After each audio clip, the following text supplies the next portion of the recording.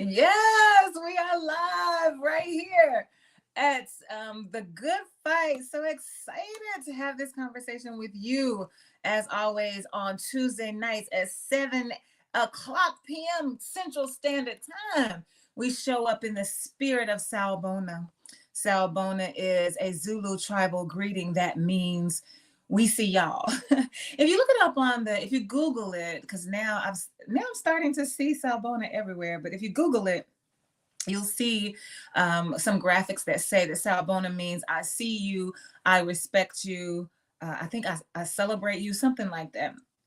But if you dig a little deeper, one of the things that I think is extremely important to know about Sawubona is that it's not just I. So I don't show up as Denise all by myself, but I show up with the whole of my ancestry. So it's a we that shows up in front of y'all because you show up with all of your ancestry as well. And so it's important to me to make that distinction because in this world where we have so many problems talking about race, it's as if we want to show up and pretend like everything else didn't happen. But we are carrying the trauma, no matter what your heritage is. We're carrying the trauma of that original sin of enslavement, chattel slavery, First Nation displacement. We are carrying that trauma in our bones. All of us carry the trauma of that in our bones. And so we cannot pretend like, oh, no, I'm disconnected from what happened in the past. We absolutely are not. All of us are part of one long story. We are entering and exiting the same story, the same human story,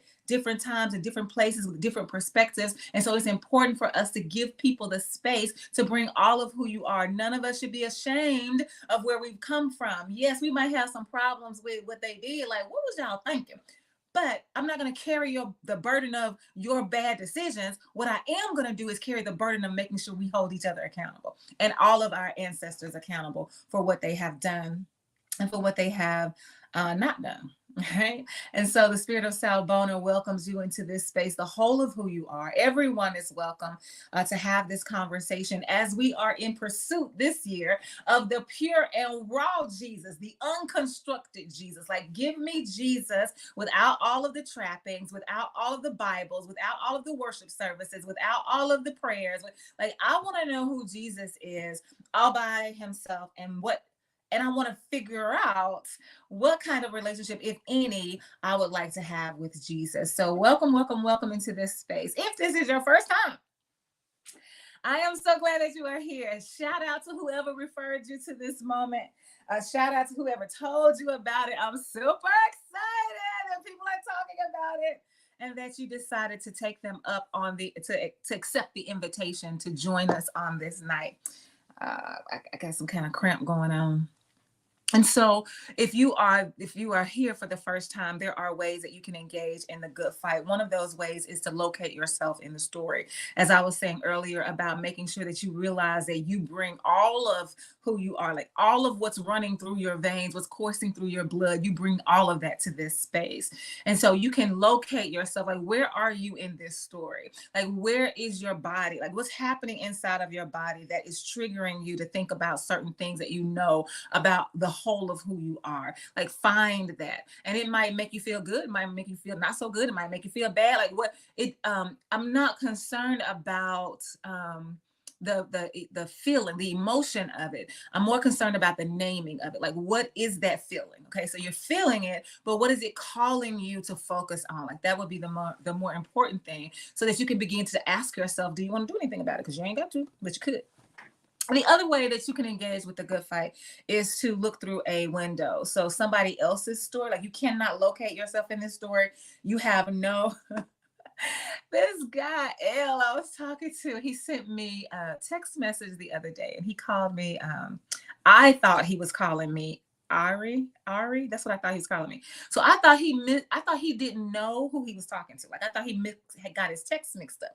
And so I said to him, I was like, is Ari a name? Like, are you calling me? Do you know who you talking? Like, this Denise. And he was like, I know who I'm talking to. That's Rastafarian. I was like, I don't know nothing about Rastas. Like, nothing. I cannot find myself in this spiritual movement that is called Rastafarian. Rastafari. I don't know.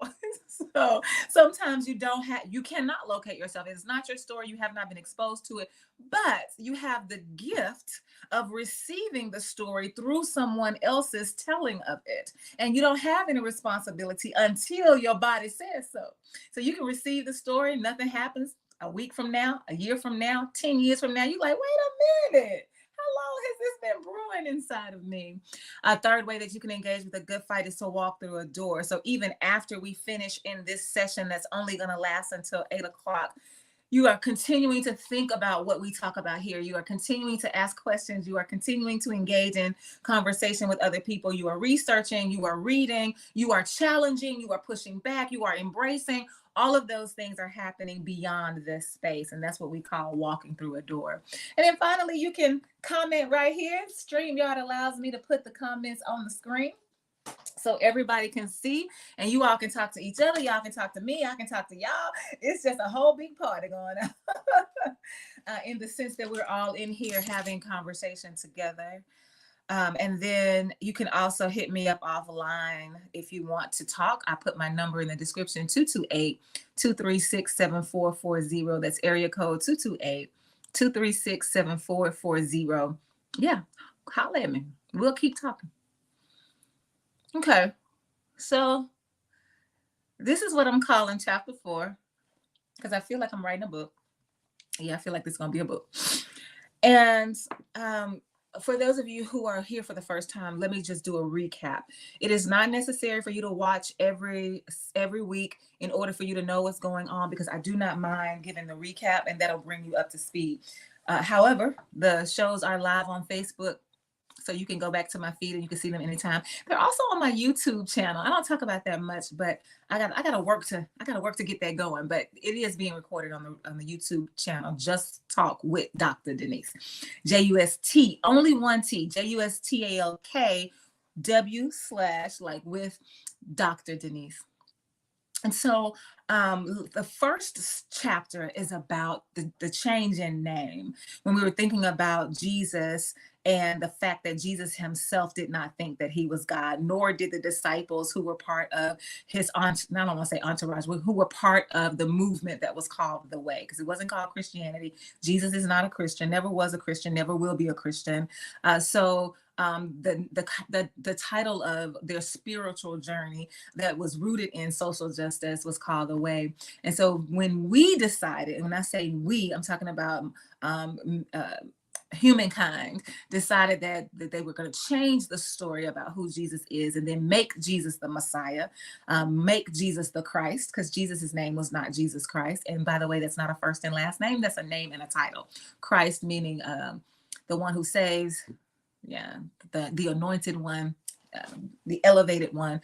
And so we talk about when you change Jesus's name, then that changes my relationship. That changes how I relate to him. So if we strip away the trappings of the name Messiah, the name Christ, the name the one who saves, then we say, okay, well then who really is Jesus? Okay, well Jesus is just like those of us who are in any movement, whether it's the social justice movement, the collective liberation movement, the women's movement, the LGBTQ movement, whatever movement it is that you are a part of, we're just like Jesus. We are revolutionaries. We are ones who are willing to speak truth to power. We are ones who are willing to make sacrifices. We are ones who are willing to put our bodies on the line. We are being crucified in any number of ways because we are willing to stand firm on what we know to be true, that this world ain't free, because all of us are not free. And until we are all free, we cannot achieve liberty as a collective of humans. And so then Jesus becomes side by side my partner as we struggle together to achieve our goal, to achieve heaven on earth.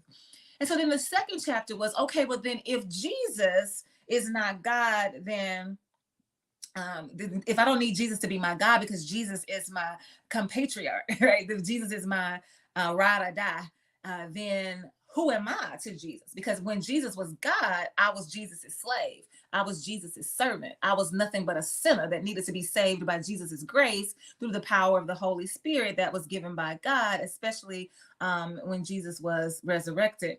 And so if Jesus is not God, then I don't play that role anymore. Then who am I?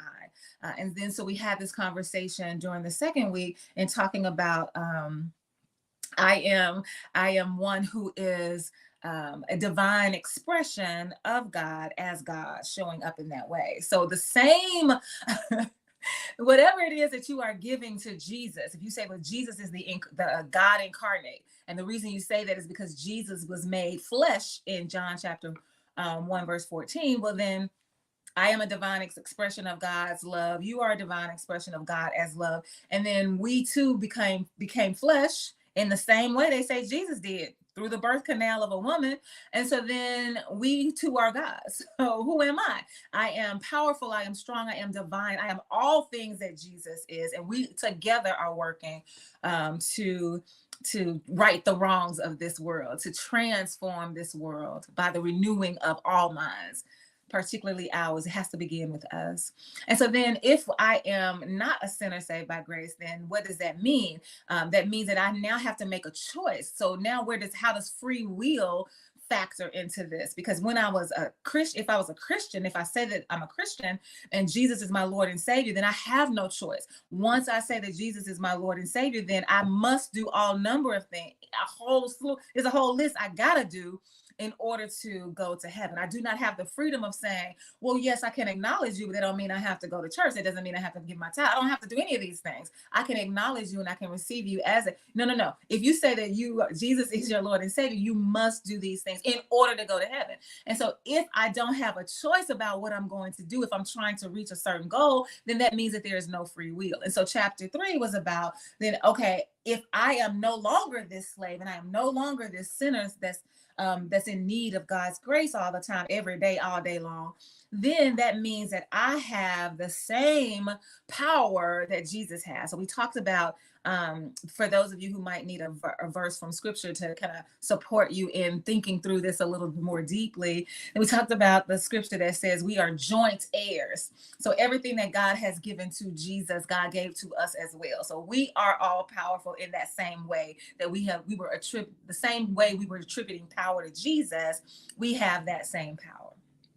So that's kind of chapter 1, 2, 3, talking about changing name, changing story, talking about repositioning ourselves in the Jesus story, the role that I don't want to say the role that we play, because the whole point is to take off the masks, right? And to be real and true and authentic and transparent and vulnerable and honest in this pursuit of the unconstructed Jesus.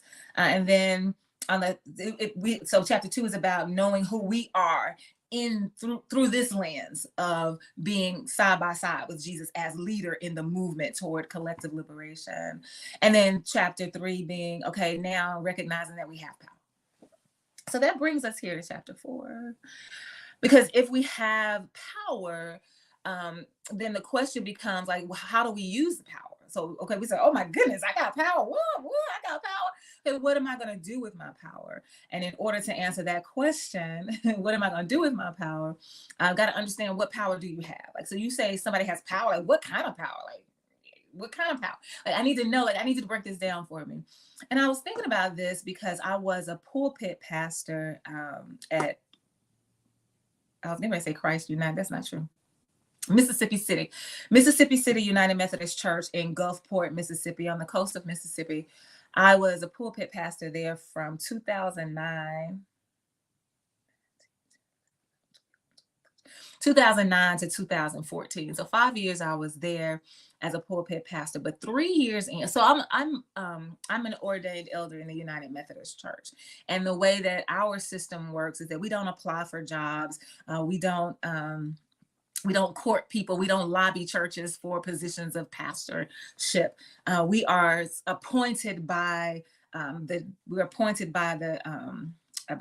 Council of Bishops. We are appointed to the church, and the bishops are supposed to sit and think and strategize and say what pastor marries well with what congregation to produce a church that will do the work of discipling people, discipling Christians, so that we can transform the world and win souls for Christ. Like that's their job. And so they decide who needs to go where. Mm-mm. They're supposed to decide who needs to go where based on gifts and talents and graces that come from God. Well, as with any system, it's corrupt. And so you got patriarchy at work, you got racism at work, you got sexism at work, you got all of that. And so it doesn't end up being the match that it should be because we're not allowing the Spirit to move us. We've tainted the process with our unclean hands. And so it just becomes a matter of, okay, well, we know we can't move them because they've been there a long time. And we know we can't move them because they too vocal because they make too much money. So we're gonna put you somewhere. They have to put you somewhere. That's part of the covenant. And so I was appointed to Mississippi City United Methodist Church. But even though I belong to the conference, in the Mississippi conference, even though I belong to the conference and they make the appointment, we can say, yo, I need to be out of here. Like, this is not working. I cannot, you're gonna have to give me something else. Like, I cannot do this. And you don't always get it, but you do have some, you can be vocal about your concerns. And so that was me. So I was the first Black pastor at Mississippi City. I was the first woman pastor at Mississippi City. So I was definitely the first Black woman pastor at Mississippi City. So there was a lot going on. And so 3 years in, I was ready to go. Like, I'm ready to go. So I went to my bishop at the time, Bishop Hope Morgan Ward. She was about to leave. I think they were about to move her from the Mississippi conference. And I was so enthralled with her. I was so in love with her. I really admired and respected her leadership. She inspired me. Her sermons were just on point. I really did want to be, I wanted to be under her leadership. If I was coming into the United Methodist Church, I wanted it to happen while she was still the bishop of the Mississippi Conference. And so, because I guess I should tell you, I started out as an AME. I started out in the AME Church, African Methodist Episcopal. I was ordained in the AME Church. We don't believe in ordaining pastors twice. And so when I was trying to come over to the United Methodist Church, the bishop receives your orders. Like, we recognize your orders, we receive them, and we receive you into the conference. So she was not going to ordain me, but she was going to receive my ordination from the African Methodist Episcopal Church into the United Methodist Church. So I felt like she was part of my story, an important part of my story. She had faith in me. She trusted that I could do this work. Oh my goodness, I'm so excited. And now I've been appointed as senior pastor here at Mississippi City. I'm ready to go in year 3. But I feel like I can't. I feel like I owe it to her because she appointed me to just stick it out for as long as they say. If they want to keep appointing me, I feel like I should keep going. If the church says they want you back, we try not to mess with it. Like, they want you, stay there. So I was like, I was hesitant to tell her that I wanted to leave. But finally, I said to her, she came to the church for something. I don't know why she came to the church, but she was at the church. And I remember there was this huge tree in the yard in the back of the church that was just, the tree itself was just amazing. The tree itself was worshipful. We did a lot around that tree, and we were headed to the tree. I don't know why she was there. But I pulled her to the side and I said, I feel so bad about this. I feel like I'm disappointing you. And I really want you to know how much I appreciate you. So I had all this humility and the spirit of humility and gratitude. And I just wanted to let her know how thankful I was, how grateful I was for what she had done to appoint me here. And I want to go. Like, I'm ready to go. And I was afraid to tell you that, but I just need to tell you that. And she said to me these 3 words that I don't think I'll ever forget. She said, "Oh my, Denise, you have nothing to worry about. Your story has already been you are already, when you were appointed and you came, you were already the success story." Because this was the first time and you were the one who did it. Like, it's already done. So now take thou authority. If you want to leave, leave. She's like, it's all you. It's all on you. Take thou authority. And in that moment, this is how I experienced God. So in that moment, I felt like she had blessed me and anointed me. Like, I felt the Spirit just rolling, the oil rolling down. I'm like, yeah. She said, I'm like, okay, take my authority. And so from that day forth, I was like, okay, what? I need to take my authority. Now, I did not get moved like I asked to. It's a whole nother story. But that take thou authority is what I walked away with. And I have shared that with people that I've been coaching Ever since then, as a professional coach, I use it. As a spiritual director, I use it. Like, yes, take thou authority, which simply means recognize that you have power and own your power and use it for your good, for the good that you have been called to do, the work that has been assigned to your hands. Use your power to manifest what you know to be true about who you are and what you have been called to do. Take thou authority. And so if we're going to talk about power in this moment, we said last week, we have power. We are joint heirs with Jesus. Jesus was bestowed with power. So then we have that same power. Then we've got to acknowledge that. We've got to own that. We've got to be ready to receive that and grab hold to it. Take thou authority. So yes, recognize that you have the power. Know that you have the power. Don't be afraid of the power. Don't be ashamed of the power. Don't try to hide the power. Don't try to be like, I'm so humble, I can't tell anybody about the power. You know people like that, where you'll say a person will get up and they will sing a song. And the song is just John Baptiste.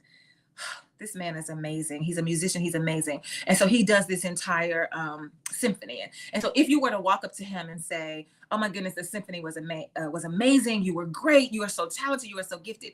If he says something like, oh, well, give God all the glory, then it's like we kind of use that as a way of, it's a humility mask that we wear. Like, I don't want you all to think that I'm thinking anything about myself. I don't want you thinking that I think more highly of myself than I don't want you to think that I think I'm all that. Like, no, sir, nobody's thinking that. And I don't know if John Baptiste would say that. I just use him as an example because I love him so much. I would say those things to him.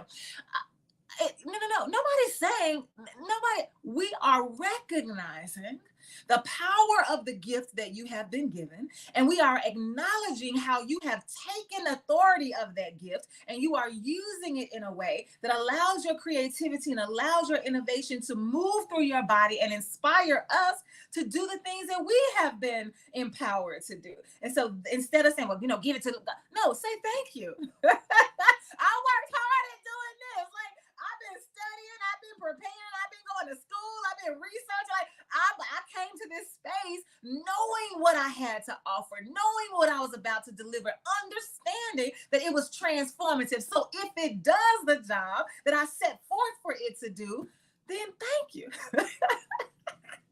Now, me and God can have a conversation later about, oh, you were showing out up there, God. We can do that. But when I talk to you, I'm like, yes, I appreciate you acknowledging what is happening through me and how it affects you and the impact it has on you. And so take thy authority. That's what it means to recognize and acknowledge your power and to not hide it under this guise of I got to be humble because everything belongs to God. Because remember, we've got an unconstructed Jesus. Jesus is right beside us saying, you did that.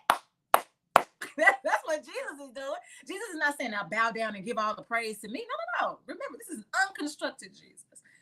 And so then the question then becomes, are you able to recognize that you have the power? We talked about that last week. Can you even recognize, I got power? Okay, so some of us spent last week saying, yeah, I got power. Power to do what? That's where we are today. Power to do what? I was thinking about this. I've been thinking about this for a lot of days. Like, I remember, because I told you I was a pulpit pastor. So I used to preach the Bible, preach, teach, yeah. And there are scriptures that say things like, verses in the Bible that say, you can lay hands on the sick and they will recover. Right? That's power that you have because the Holy Spirit is present in you. You have the power to lay hands on the sick and they recover. If you're an elder of the church, the elders have the power to do this. And so I'm like, okay. We don't use the elders as much. We say, okay, if you are saved, sanctified, filled with the Holy Ghost, fire baptized, all those words that we use, then that means then that you have this power that we're talking about. So if you have this power that we're talking about that comes from God, that is through the work of Jesus Christ on the cross, and that is sustained by the Holy Spirit who is with you, ever present in your daily life, then we should be able to lay hands on the sick and they will recover. I would posit to you that that's a lie. We do not have power to do that. If we had the power to lay hands on the sick and they would recover, why would we need hospitals? Why wouldn't we just walk into the hospital, lay hands on the sick, and watch them walk out of the hospital well? If we had the opportunity, if we had the power to heal bodies, if we had the power to cure diseases, if we had the power to make the lame walk, if we had the power to make the blind see, if we could make the deaf hear, if we could make the mute speak, why would we not be doing that? We would say, oh yeah, I got the power, but I'm gonna let y'all go to the hospital. So evidently we don't have that power. Okay? So that's the question. What power do you have? You ain't got that power. Now, I'm not gonna say, yeah, I'm gonna say ain't nobody got the power. I was about to say maybe somebody has the power, it's just not us. But now I don't think nobody got the power. I don't think nobody got that power. Yeah. And if you say, well, God got the power, God can only work through you.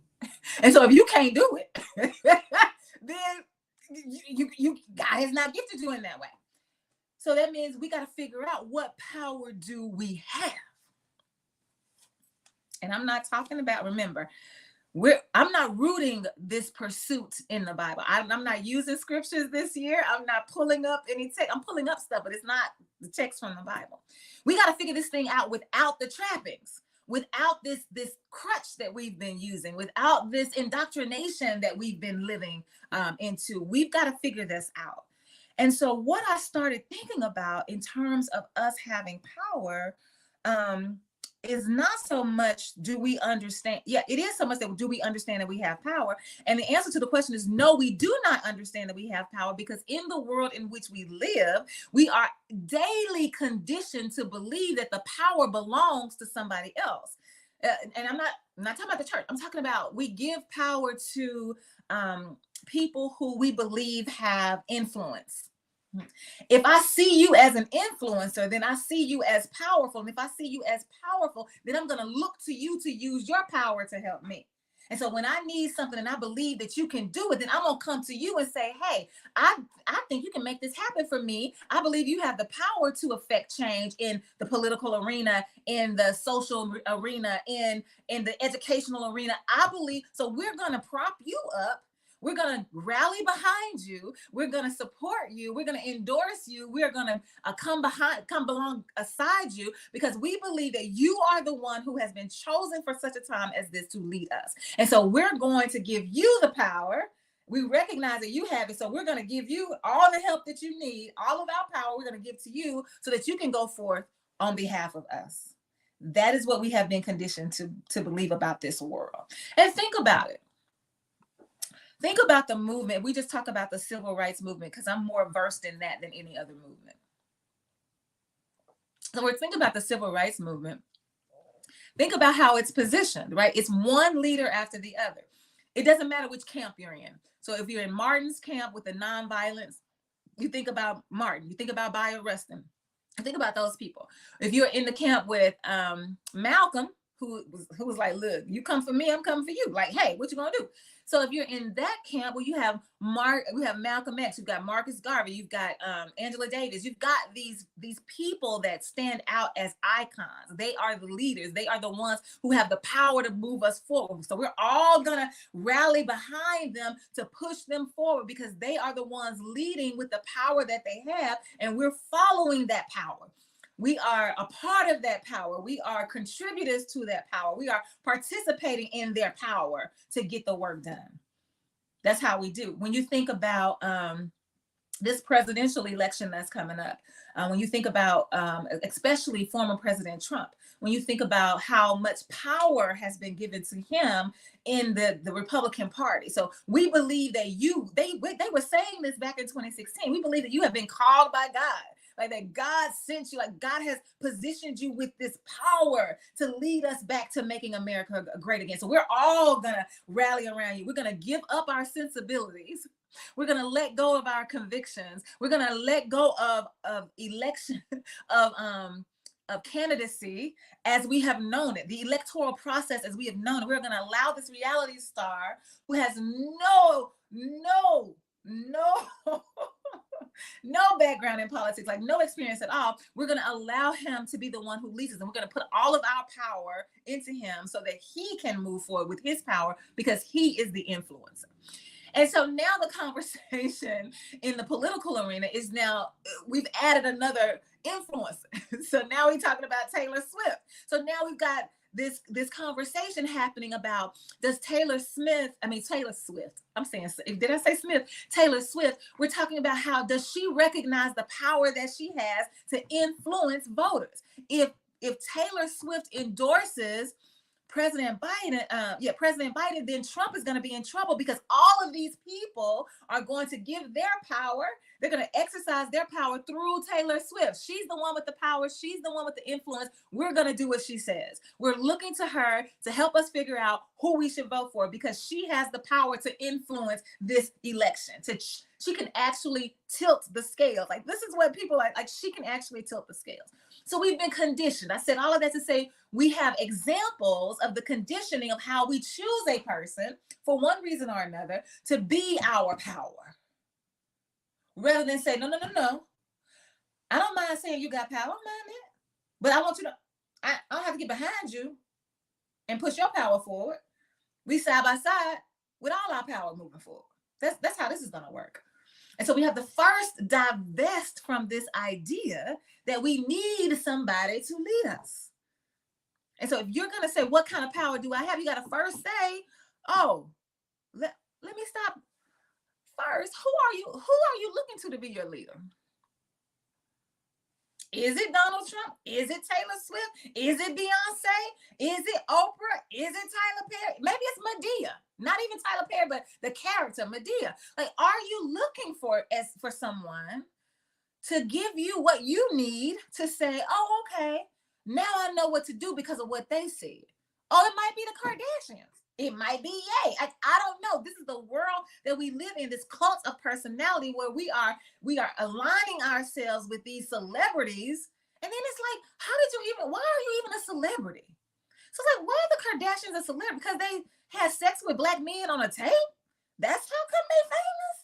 Like, why is Paris Hilton famous? Because her dad, they own the Hilton Hotel. Like, why are these people even famous? And then why do they even have this kind of, like, what are we doing? What are we doing? What we're doing is always giving our power away. So if I said last week, you got power, like, okay. But what kind of power what is your power?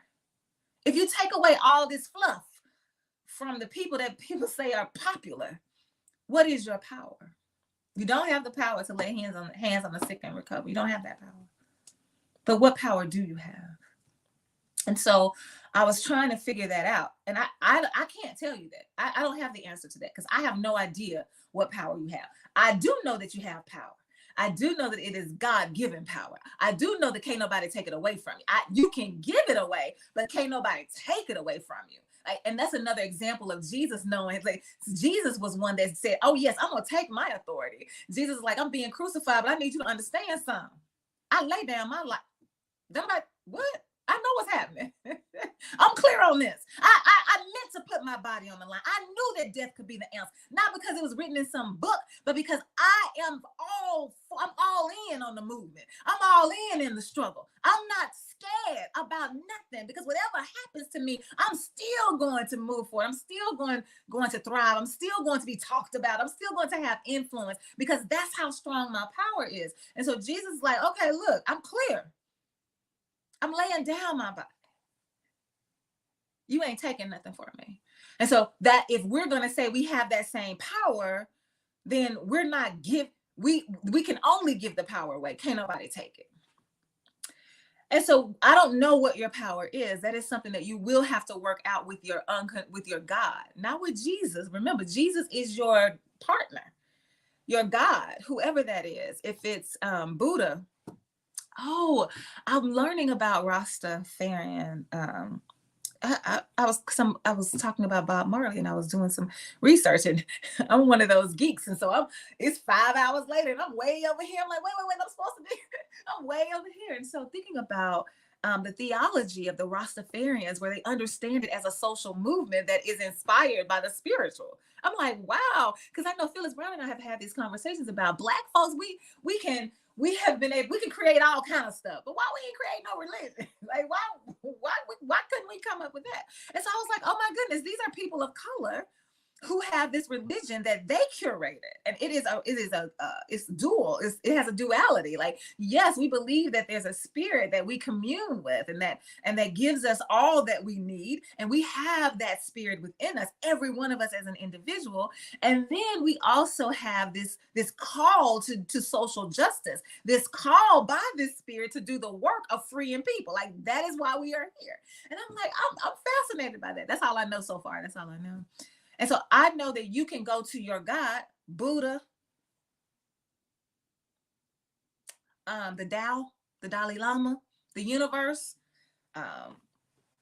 whoever you call your God, that God, that person, that God, that spirit that doesn't have any pronouns, that doesn't have a visual image. It's a spirit. And you can y'all have to work that out. But what I do know is that before we can talk about what power we have and how we're going to take the authority to use it so that the world is changed by it, we have to first honor the vessel that holds the power.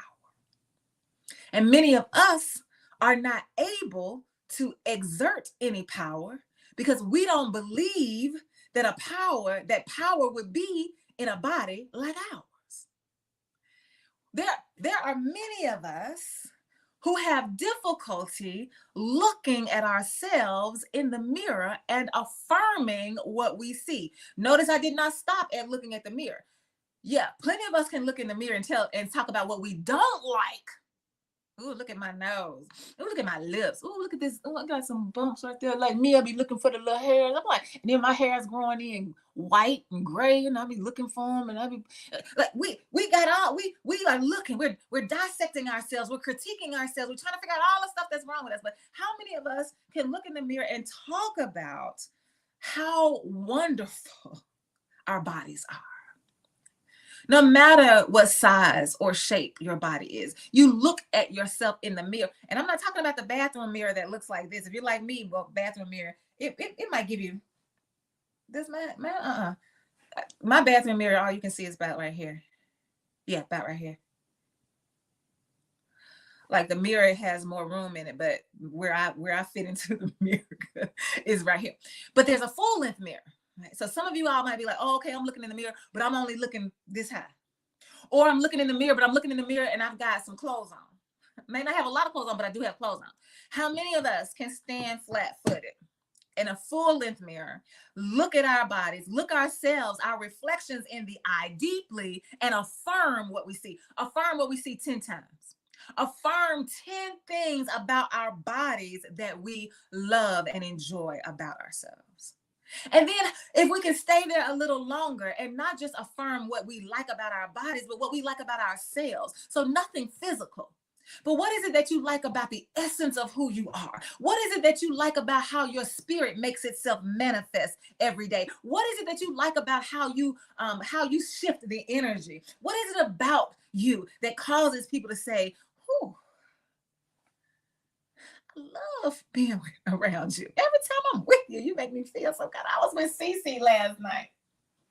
And Sabrina actually taught me how to give people a real hug. I had already moved away from the church hug, where you stick your booty out and then you kind of pat the person like this. I had already moved away from that. And so I was really embracing people and hugging them, but it was a kind of an embrace like this and then you move, right? That's what I was taught to do. But Sabrina was like, no. If you want to release the endorphins, like if you want to affect a change, a shift in the person's body, then you got to hold on a little longer. And so when Sabrina would hug me, she was like, I'm not gonna lie, it was uncomfortable at first because I'm like, how long is she gonna hug me? Like, I'm not used to this. Like, why is she hugging? What? And so like, I'm like, oh, because what happens is when you first being hugged, like you're kind of tense because somebody's touching you. You kind of, even though you give them permission, they're touching you, kind of tense. But the longer that you are being held in that embrace, the more you begin to relax into it. And now you all are just in the spirit of Sawubona. In the spirit of oneness, I'm so glad to see you today. I'm so glad you stopped by. I'm so glad we ran into each other at the Trader Joe's, like whatever that is. And so now, when you are just staying there with people, like you're hugging people and you're just like, I want to hold on to you. And so, if you can do that with yourself, you're in the mirror and I'm looking, I'm like, I want to be able to name the things that cause me to every time I see Sabrina, now I want to hug. I'm like, something about them hugs there. So we all have that to offer, but we just don't all know what that is because we haven't taken the time to interrogate ourselves, to examine ourselves, to affirm ourselves, to love ourselves, to celebrate ourselves, to get used to ourselves, to appreciate ourselves to the point where we can relax into who we are and then hear. Because if you tense up, you can't hear. You can't. And so one of the things I feel like we can't even begin to talk about how are we going to take our authority into the world so that we can affect change, so we can dismantle systems, so we can burn this ish down. Like we can't even get there yet because you don't honor your vessel. So that's the first step. The first step is, how do I fall in love with myself? How do I look in the mirror and stop seeing what the world has labeled me? How do I look at myself and not see that I'm Black? Now listen, do not get me wrong. I am what the world calls Black. I am what the world calls a person of color. And I own that. And I own it because it shapes my story. If you just try to say, forget about that, then just like changing my name changes my story, just like pulling off this identity that is, it is the reason why my life is the way that it is, then no, you can't do that. So I'm not saying let's be colorblind. I'm not saying forget that you're Black or white or brown or whatever. I'm not saying that. What I'm saying is recognizing that, yes, but not allowing that to define you. It shapes my path because we live in a corrupt world. But it does not shape who I am because I am divine. So how do you look in the mirror and you recognize that, back to the duality, you recognize that both of those things are happening. That yes, the world has labeled me this and it has created these systems that function the way that they do because that's what the world sees when they look at me. And I need to know that. I need to know how the world sees me. I need to know how the world interacts with me because that helps me navigate. And I must take my authority to stand firm in the fact that I am created with power and created with the ability to take my authority beyond what you see, because what I see when I look in the mirror is the divine expression. I see how beautiful this vessel is that holds all of this power. I like my eyes. And some people, have you ever heard people that say, this is my good side? They want to take a picture and they'll say, this is my good side. I be like, shoot, Jay, it don't matter to me. Both these my good side. You ask the people that take pictures, you know how you go to an event and then they're like, okay, all the panelists, we need all the panelists up here. Okay, we need all the program participants, we need you up here. Everybody's trying to position themselves. I'll be like, it don't even matter, honey. Wherever, y'all get where y'all want to go and I'll be fine because no matter where I am, you're going to be able to spot Denise. And so you have to have that kind of faith and confidence and boldness about yourself that is not fake. Because one of the things that we have taught each other to do is, A, we wear a whole lot of masks, but B, is the whole phrase of faking it till you make it. And so what happens is we fake it so much to the point where we forget that we're faking. And so now we begin to believe the lie that we are telling ourselves in order for us to function in front of other folks. So we get to the point where we don't even know who we are. Like, is it? Wait, I thought I was just saying that.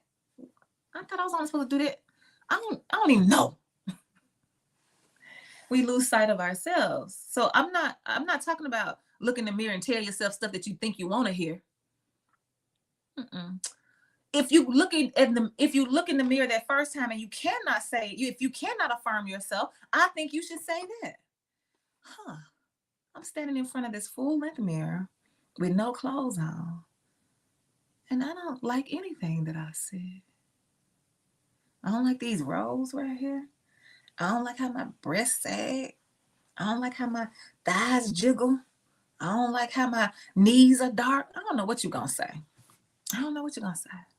But if you cannot say anything, again, that is huge for you to be able to recognize. I did not know that I didn't like nothing. I don't like nothing about this. I didn't know that. I didn't know I felt that way. Oh my goodness. Wait now. What am I going to do about that? So let those feelings come up. Let them come up and sit with them. And then ask yourself all the questions. Why? Why don't you like what you see? Well, because all my life they've been telling me how dark I am. So Virgil Miller, who my mama calls him the black man. I don't know why that tickles me so bad. She's like, you talk to the black man politician? I don't know why. I think I do know why she says that, but Virgil sent me a play, an event flyer for the play Yellow Man. And it was playing at the Weekend Theater right there at the corner of 7th and Chester. Sunday was the last day, and so I went Sunday to see it, and it's about colorism. So you have this, there's only 2 people, so it's a multi-character play. So these 2 actors played they played multiple characters. I'm talking about like 3, 4, maybe not 5, but at least 3. Each one of them played at least 3, I think. Well, I know the man he might have played 4 or 5. But so anyway, so it's about this dark-skinned woman and this light-skinned man who met each other when they were like 5. She was 5 and I think he was 7, or she was, yeah, maybe 5 and 7. And they kind of grow up together, and they grow into love together. But they're having these, both of them are having distinct lived experiences that are rooted in the color of their skin. So as a dark-skinned woman, she's having an experience because that's rooted in the darkness of her skin, the more melanated skin that she has. And then the other young man, it's rooted in his high yellow, his red, his light skin experience. And so they're moving, like, so we're watching them both deal with the issue of colorism, this issue of the degree of acceptability in the world based on the amount of melanin in your skin. So for Black folks, the lighter you are, the closer you are to white, then the better you are. Like you're better than the rest of us. And so they have this, so they're doing this. And at the end, I did not see this coming, but at the end, the light-skinned Black man kills his dark-skinned father. He kills his father. And so I was sitting there, like I did not see this coming. So he kills his father. And I walked away and I came home and I was taking my clothes off, undressing, and I was thinking, I don't know why I didn't see that coming. Because you cannot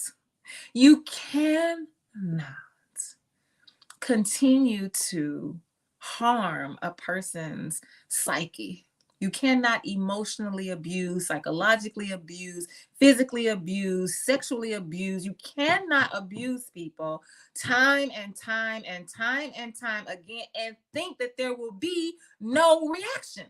You cannot do that, which is what boggles my mind about people who are acting like the Palestinians have done something wrong because they did this attack on Israel on October 7th. Like, I can't believe, this is what the Black man was saying, Ricky, like, I can't believe, look what they did to Israel. I'm like, but what did you see what Israel was doing? Has been doing.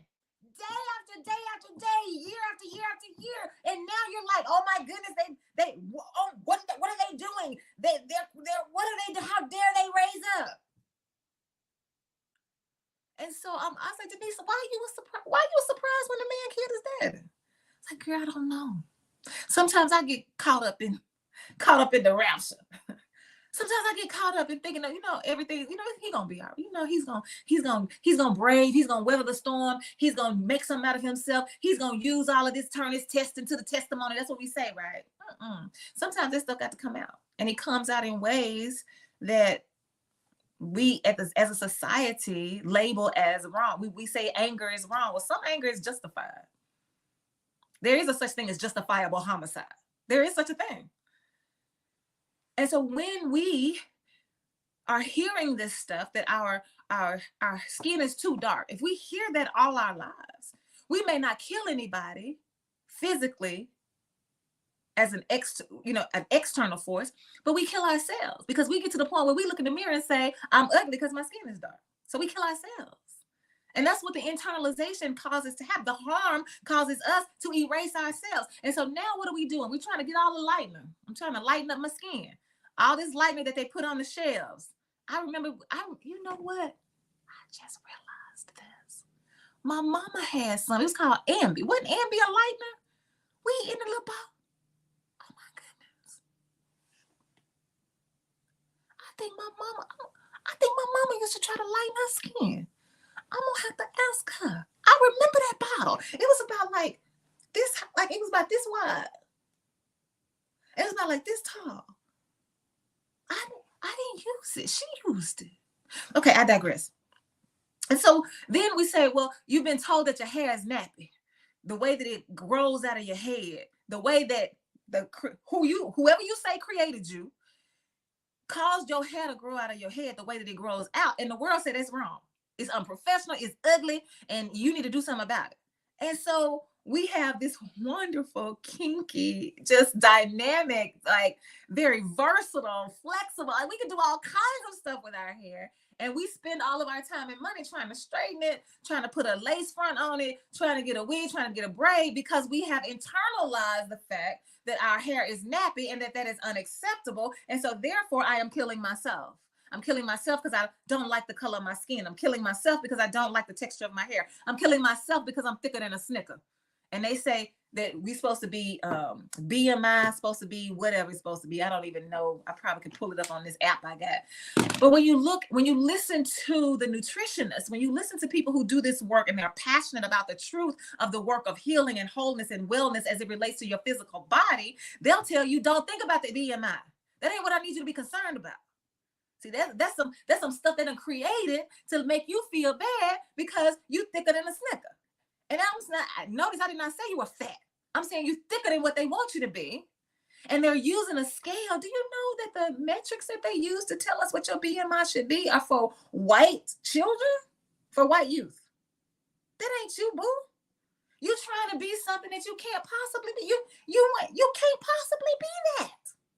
So you're killing yourself for the lie, a myth of body image, because they've told you that to be thick, to have curves,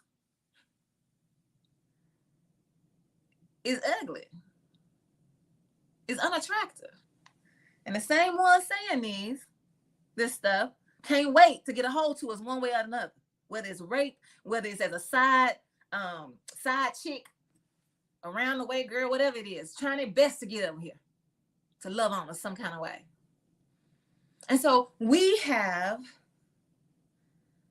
not been taught how to say, not only am I beautiful, not only am I gifted and talented and graced, but I have the power that I need to, first of all, to renew my own mind. That's where I need to spend most of the power, renewing my own mind. So there's an activity that, like, it's a whole, I didn't even know this, but do y'all pay attention to Peloton? It's always on the commercials that come on the crime shows that I watch. And I started looking up, I really wasn't even looking up, I wasn't even looking up Peloton. I wasn't looking up exercises. I wasn't looking up any of that. But, you know, when you type in a certain thing, it pulls up all of this stuff. But Lululemon has a mirror exercise where you're supposed to exercise in the mirror. I don't know if it's for self-esteem or not. I don't know. Then Peloton, I think, has a mirror. Like, it's fitness. It's a fitness thing that you do with a mirror. I didn't know that. Y'all know about that? I didn't know that. But there is a self-esteem activity or exercise that you can do that requires you to spend time in the mirror. And so I believe that might be what some of us need to do, a mirror exercise, so that we can first allow the feelings of negativity around our body to surface. Because we've been faking it till we make. We've been telling ourselves that we love ourselves. We've been telling ourselves that we're gorgeous, because when we get through putting on all the makeup, and when we get through putting on all the eyelashes, and when we get through getting our nails done, and when we get through putting on the hair, then we say, oh, look, now you want to get in the mirror. Now you want to get in the mirror. Now you want to check yourself. Now you want to make sure. Now that you, now that you all caked up. My mama used to wear that fashion fair and it had that orange undertone. And I used to be like, y'all know what I'm talking about? That orange undertone. So by the time she got home from work, she was orange because she was glistening. And we thought we were cute. Or now we have that makeup. Now we have other options. But remember the makeup used to make us white underneath? We was ashy. But we knew, but now that I'm ashy, because I got on this makeup, now I'm beautiful. So some of us need to do the exercise because I was talking to an artist, a bona fide artist. His name is Chooks. He had an exhibit. It's still there. I think he's supposed to be in Pyramid until the 12th, I think. And today is the 6th. So I think it's got a couple of more days. But I was talking to him because I was having this problem. I'm like, hey, I got a dealer that wants to sell my art. And I'm like, I don't know what to tell him because he's asking me for pricing. Like, how do you come up with the pricing? And when I tell you he read me, he said to me, first he started answering the question. Well, you got to think about, how much of your soul is in it. You got to think about how much of your past, you got to think about. And then he said, wait, no, you don't need to think about pricing until you believe in yourself. Until you recognize that you are an artist. That's when you're going to be able to come up with a price. Clutching my pearls. You don't know me. I just walked up to you, sir. And I came home and was like, ouch. Ooh. And so some of us need to do this exercise because we need that ouch moment. We need those feelings to come up that say, oh my goodness, I did not realize that I don't even like who I am. So how am I going to take some authority? How am I going to execute? How am I going to get something done if I don't even trust the body that's delivering the power? You can't do it. I still ain't came up with no price. I gotta hurry up though. The contract on my email, girl. You better come up with some. You better find it from somewhere. So I've got to do the mirror exercise, not because I have low self-esteem as it relates to my body, but because I have low self-esteem as it relates to being an artist. And I did not know that until the man said.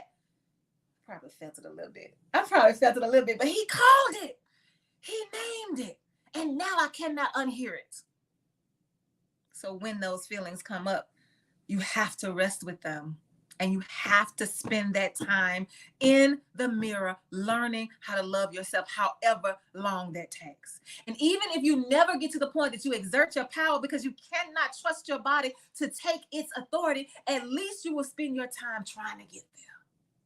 I remember when I had surgery one time, I had bariatric surgery, and people were like, "You gonna die on the table," and I said, "Well, at least I'm gonna die trying to live a life that will give me enough energy to run with these children." That I believe the Lord called me to serve the children, but I can't even go up the stairs with them, but I'm about to pass out. I can't even run around in the playground with them because I'm about to pass out. So, and if I die, even if I die on the table, I want you to remember that I died trying to be better able to serve these children. And that'll be good enough for me. So even if you never get to that point where you can say, yes, I love this body, go out trying. I'm serious about that. I don't think I'm playing.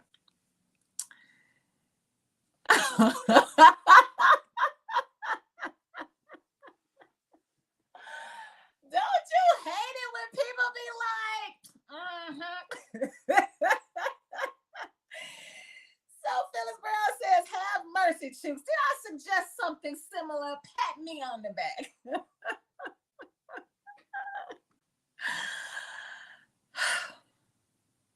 So I want us to walk away with that tonight. We have reclaimed Jesus's story as revolutionary. We have positioned ourselves as partner in the struggle with Jesus rather than slave and sinner. And we have realized that we actually do have free will. We can make the choices that we need to make without fear of heaven or hell. Well, fear of hell, and hope for heaven. I'm not bound by this, I got to act a certain way. No. I am free to choose. Understanding that my choices do have consequences, absolutely. But I'm free to choose. I'm free to choose. That's what real free will is. I'm free to choose without the fear of what will happen if I don't choose right. And now, because I have the freedom to choose, I need to exercise my right to make those decisions. But you got to first know that the vessel who holds that power is worthy of it. So that's where our work is. Then we can talk about what kind of power you have. First, embrace the body that holds the power. And let's go from there. Thank y'all for joining us for the good fight. I didn't even pull up my stuff.